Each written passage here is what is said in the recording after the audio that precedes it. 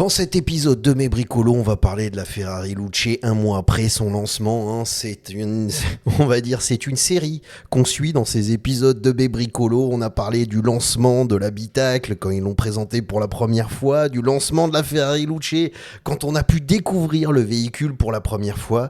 Et là, on va parler un petit peu un mois après. Johnny Ive aux abonnés absents, après les interviews qu'il a fait qui ont été mais juste terribles. On vire le directeur marketing de Ferrari. Est-ce qu'il y a une corrélation avec le lancement de la Ferrari Luce ?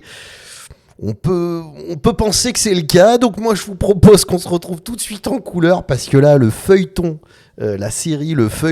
Ferrari Luce, c'est quand même très intéressant quand on aime la création, l'innovation et le design. Donc moi je vous propose qu'on se retrouve tout de suite en couleur pour découvrir tout ça ensemble. À tout de suite les amis. Salam alaikum, bienvenue à tous dans ce nouvel épisode de Mes Bricolos, épisode numéro 40 de la saison 6. Comment vont mes bricologistes préférés ? Comment ça va les amis ? Évidemment, les bricologistes, aussi appelés les bricologues, sont ceux qui sont abonnés à cette chaîne. Ceux qui sont abonnés à cette chaîne YouTube, vous êtes plus de 3500 et ça me fait très plaisir. Mais si vous n'êtes pas abonnés les amis, c'est le moment de vous abonner. J'ai fait ce petit effet hypnotique pour favoriser l'engagement, d'accord ? Donc vous cliquez sur le petit bouton abonnement. Vous cliquez aussi sur la petite cloche, comme ça vous recevrez une notification à chaque fois que je publie un nouvel épisode de Mes Bricolos, parce que c'est notre petit rituel hebdomadaire. Chaque mercredi à 17h en GMT, on se retrouve pour discuter, papoter, commenter les dernières actualités de la création, du design, de l'innovation. Bon voilà, ça fait partie de... On réagit en live, on réagit en direct. On essaie d'être au cœur de l'actualité. Ces épisodes de Mes Bricolos sont tournés, montés. Je fais pas de post-production ni quoi que ce soit. Je vous donne un petit peu ma perception, ma lecture un petit peu de ce qui est en train de se passer en direct. C'est peut-être les derniers épisodes de Mes Bricolos, peut-être d'ailleurs c'est le dernier ou l'avant-dernier épisode de Mes Bricolos de la saison 6 avant de se retrouver pour la saison 7 l'année prochaine, enfin en septembre prochain. Donc on parle de la Ferrari Luce puisqu'il y a un mois, il y a eu le lancement de la Ferrari Luce. Je vous conseille d'aller voir cet épisode numéro 37 de la saison 6, Luce Ferrari, où en fait on décortiquait un petit peu ce lancement et notamment une interview absolument stratosphérique, ubuesque, où on voit Johnny Ive se contredire, il balbutie, il essaye de justifier son approche, son design, le directeur de design de Ferrari qui le regarde en lui disant alors pourquoi tu nous as fait ce truc là, enfin bon, je caricature, mais je vous encourage à aller voir cet épisode de Mes Bricolos parce que c'était déjà à l'époque assez révélateur. En conclusion, brièvement, parce que c'est important quand même de comprendre les différentes étapes et déjà ce qu'on disait à l'époque, la grande question c'était de dire mais est-ce que Johnny Ive qui est donc le designer, aussi designer à l'époque avec son Love From, et Mark Newson, c'est son studio mais anciennement directeur de design chez Apple, c'est lui qui a dessiné énormément de produits dont l'iPhone, l'iPad, l'Apple Watch, etc. avant de partir en 2019, de quitter Apple, et puis après il a monté son studio avec Mark Newson et on avait des rumeurs comme quoi il allait travailler chez Ferrari. Donc Johnny Ive, c'est quand même il est plus à présenter, quoi. Je veux dire, sa légitimité pour travailler sur n'importe quel type de produit, n'importe quel challenge créatif, je veux dire, il y a aucun souci là-dessus. Et même si sa proposition est intéressante, la grande question au final, en tout cas la remarque qu'on pouvait faire à la fin de cet épisode de Mes Bricolos, c'était de se dire mais est-ce que Johnny Ive s'est mis au service de la marque Ferrari ou est-ce que Ferrari s'est mis au service de Johnny Ive ?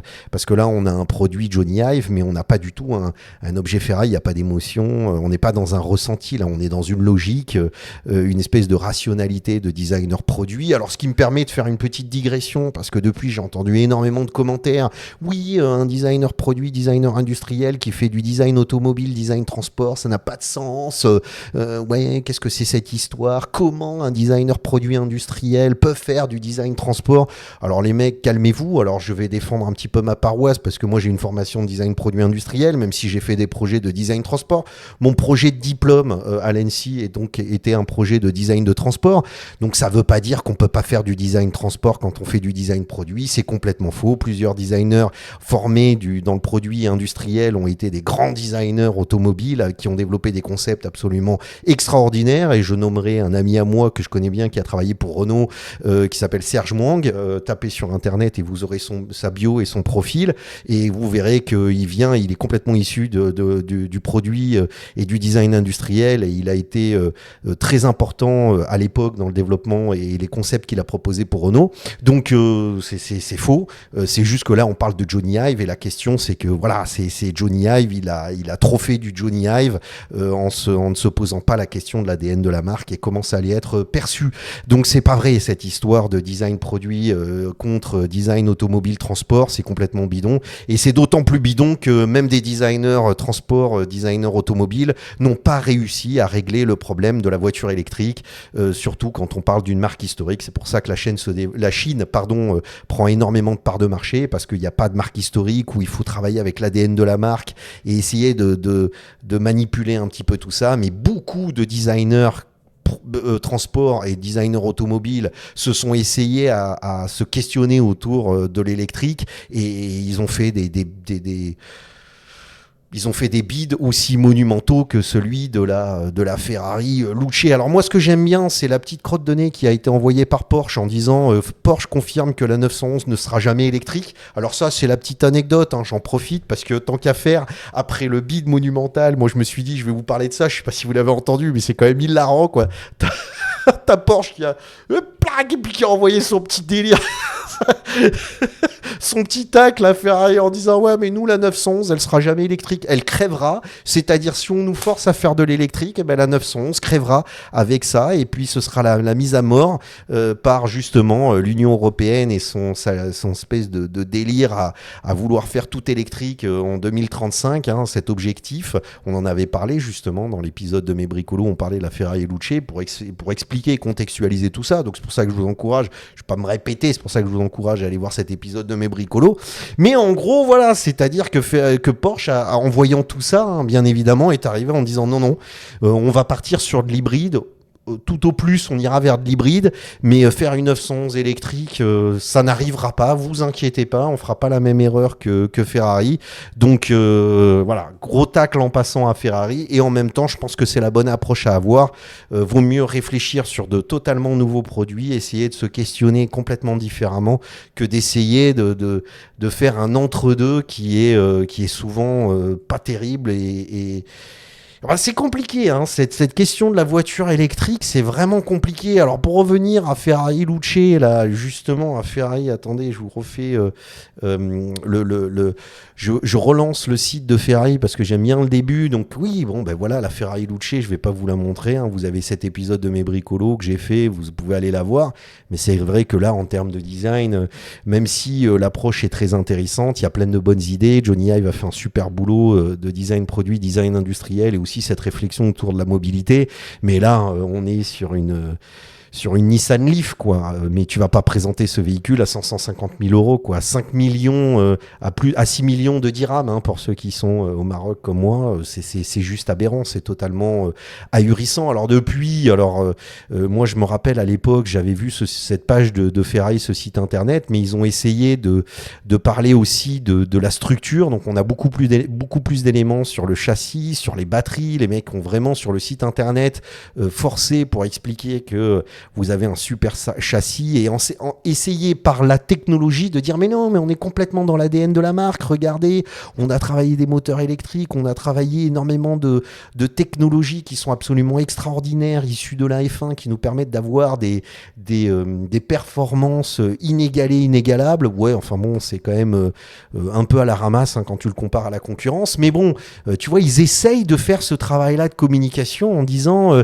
bon, vous aimez pas le design, mais on n'a pas fait de sacrifice, vous allez retrouver la même sensation et la même exigence qu'on a qu'on pouvait avoir sur nos voitures thermiques, donc vous inquiétez pas. Et donc ils ont fait tout un espèce de site internet avec ces animations, moi qui me dérangent assez parce que c'est désagréable, ça fait des zooms, tu vois, t'en as plein la tronche. D'ailleurs, ça doit vous faire tourner un petit peu la tête, mais bon, je vous montre pour qu'on ait un peu un constat un peu de ce qui a été fait depuis et comment les choses ont évolué, tu vois.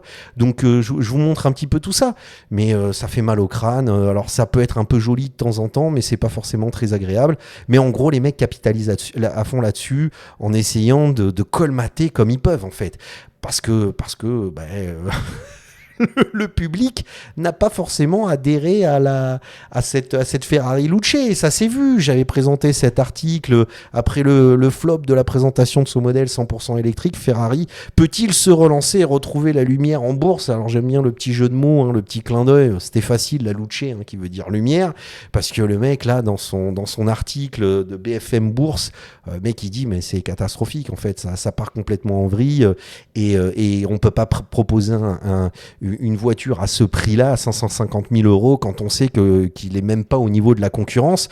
Et donc, il conclut, enfin, il explique aussi en même temps, en disant que depuis plusieurs mois, le groupe à cheval cabré a perdu une aura autrefois impressionnante sur les marchés. L'action Ferrari perd 6% en 2026 et près de 30% en un an.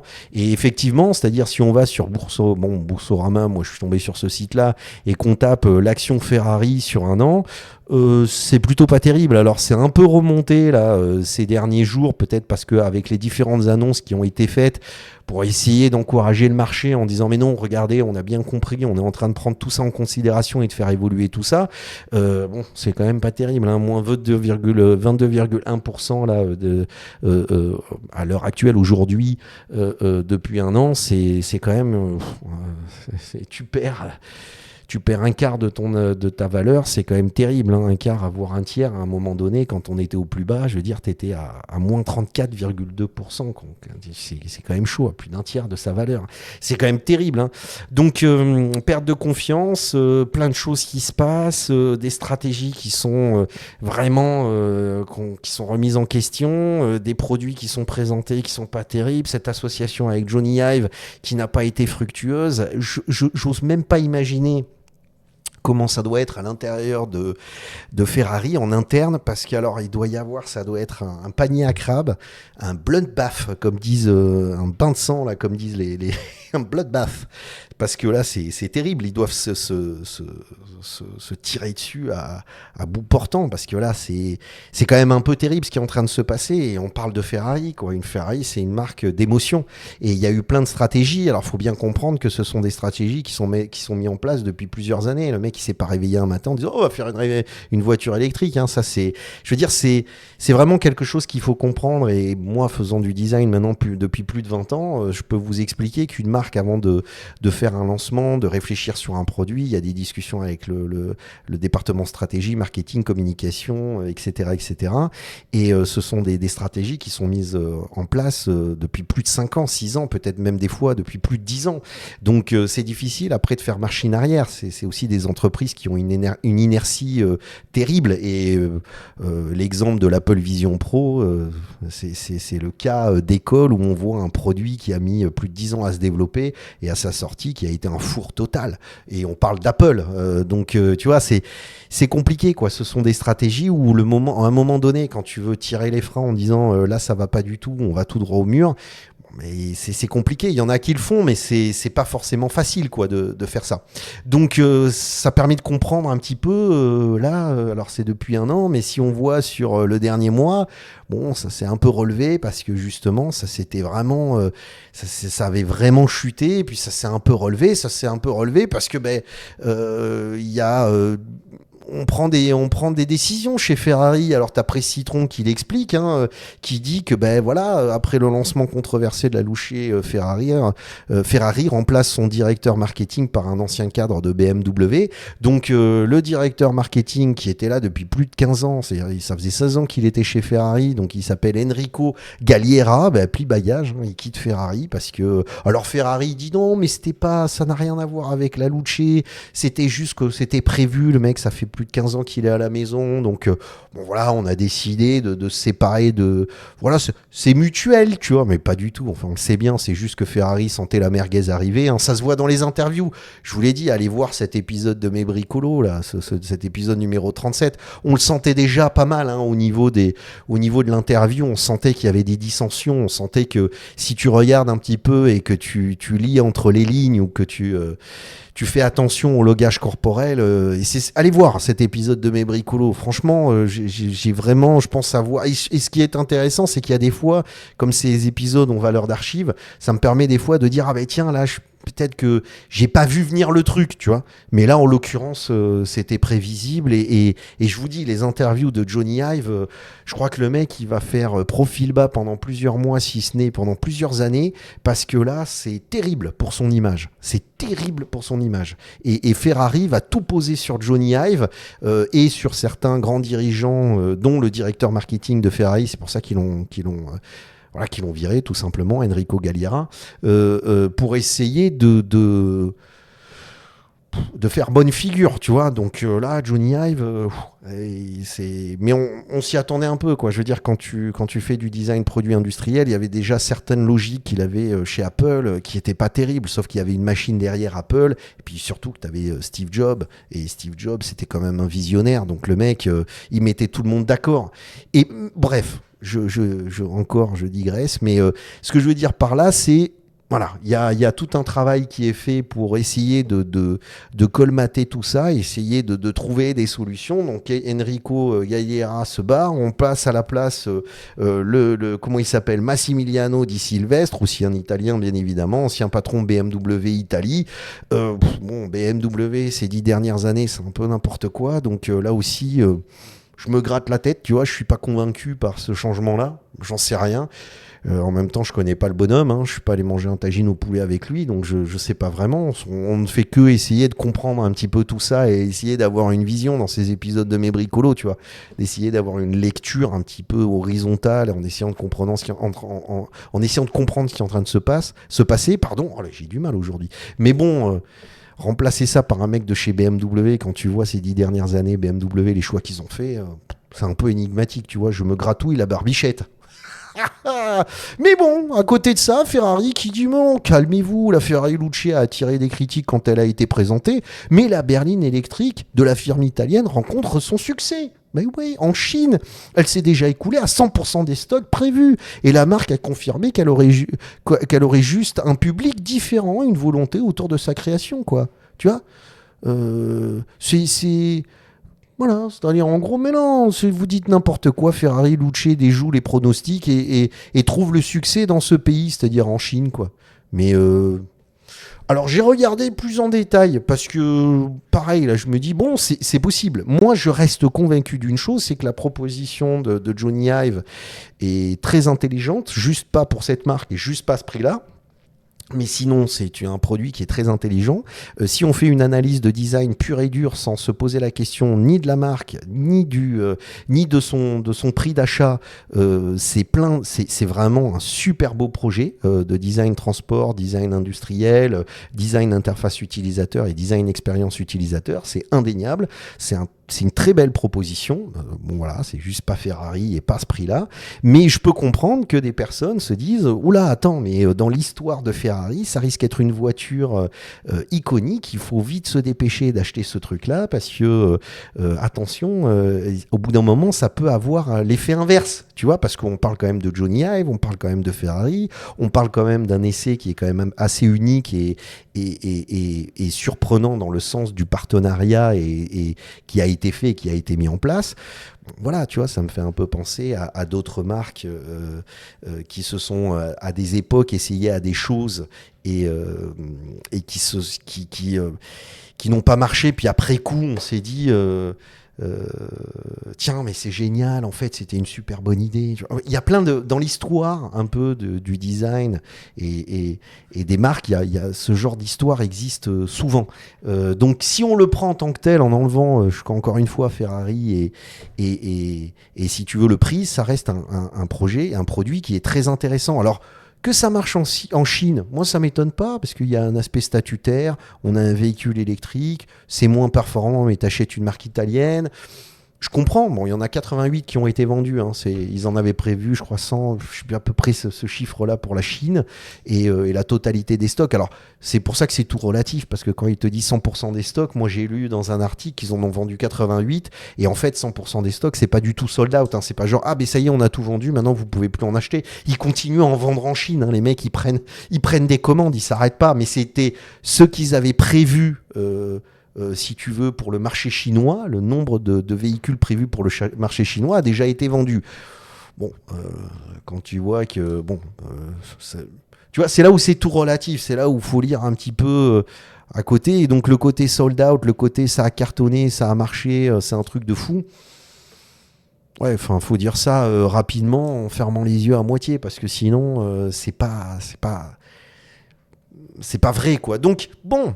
Il y a quelque chose qui se passe, c'est-à-dire pour moi, on reste quand même sur un véhicule très intéressant, on reste sur un véhicule qui fait beaucoup parler, on est encore sur une proposition d'une voiture électrique et moi je reste convaincu que par capillarité, plein d'idées de Jony Ive qui ont été mis en place dans ce véhicule vont être analysées par d'autres designers, par d'autres marques pour être intégrées peut-être un petit peu différemment, mais pour être intégrées parce qu'il y a plein de bonnes idées dans des produits beaucoup plus accessibles et dans des marques beaucoup plus grand public, si tu veux. Mais je sais qu'on va retrouver pas mal de choses à la Jony Ive à l'intérieur de voitures électriques d'autres marques. Donc ça va être intéressant à voir. Mais la vraie question, c'est quand est-ce que quelqu'un, une marque, un designer, va proposer un véhicule électrique qui est vraiment pertinent. C'est-à-dire aujourd'hui, on tourne autour du pot de miel, mais on n'arrive pas à proposer quelque chose de... Voilà, tu sais, c'est comme à l'époque. Moi, je me souviens, quand j'étais étudiant en design et qu'on parlait de la téléphonie mobile, bon, on voyait Nokia, on voyait Ericsson, tu sais, on voyait tous ces marques-là. Et c'était des marques où c'est vrai que ça tournait un petit peu en rond, on se retrouvait avec des claviers de plus en plus petits, qui étaient difficiles à manipuler, des interfaces qui étaient complexes. C'était pas terrible, hein, c'était un peu foireux. Et puis quand l'iPhone est arrivé, ça a complètement révolutionné le smartphone et la téléphonie mobile. Et on a switché vers une nouvelle façon d'envisager comment ça s'appelle la mobilité, mais dans le sens de la communication, tu vois. La communication mobile, c'était complètement différent. Et c'est là où des applications ont vu le jour, Facebook, Instagram, et ça a complètement été une révolution de société, tout ça. Donc la question de la voiture électrique peut être aussi une question centrale, tu vois, autour de cette problématique du véhicule électrique, et toujours en attente de trouver la marque qui va réussir à avoir une vraie proposition et une vraie intelligence dans sa proposition. Donc voilà, moi je voulais faire un petit point un mois après le lancement de la Ferrari Luce. N'hésitez pas à me dire ce que vous en pensez, hein, on peut se retrouver dans les commentaires. Je vais vous laisser avec les 2 vidéos où je parle de la Ferrari Luce, donc la Ferrari Luce, là l'épisode numéro 37, mais aussi la vidéo où je parle de l'intérieur de la Ferrari Luce, si vous voulez voir un petit peu à l'époque ce que j'en disais. Et puis bon, on verra, peut-être qu'on se retrouvera la semaine prochaine pour un nouvel épisode de mes bricolos. Normalement, oui, je devrais faire 1 ou 2 épisodes supplémentaires. Bon, restez connectés, c'est pour ça que c'est toujours intéressant de cliquer sur la petite cloche pour recevoir une notification quand je publie un nouvel épisode de mes bricolos. Et vous pouvez toujours cliquer sur ma petite ganache si vous voulez vous abonner. À la semaine prochaine. Pslama à tous, bye.